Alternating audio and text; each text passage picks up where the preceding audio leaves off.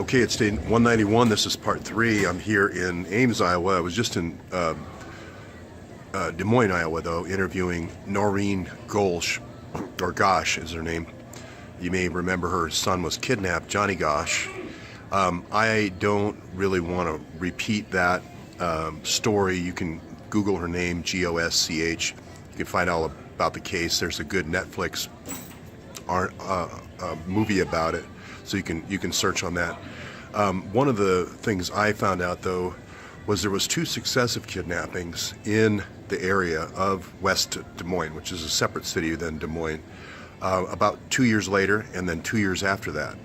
So this is kind of a finder's case where the same group of finders were kind of almost doing a ritual finding. Sorry, I'm a little gristly today. I have been really moving around. And the interesting thing about it was she was informed before the second capture of a kid named Eugene Martin. And she predicted, she went around to the different television stations and said this was going to happen on the second Sunday in August. And sure enough, there was an abduction. And then there was a third abduction, a kid named Mark Allen, that got almost no press whatsoever. So that was also interesting to me.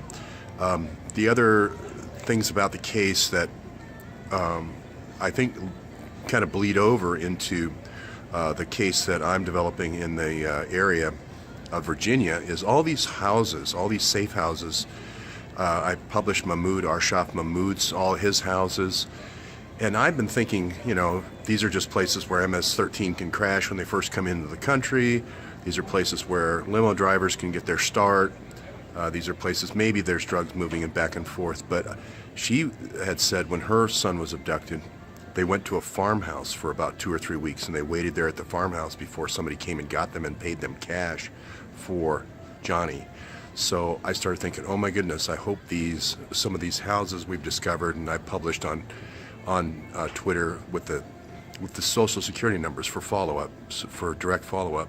I hope some of those aren't safe houses and finders' houses, because they described, the witnesses in this case described where they were being held penned up for a couple of weeks until somebody could get them.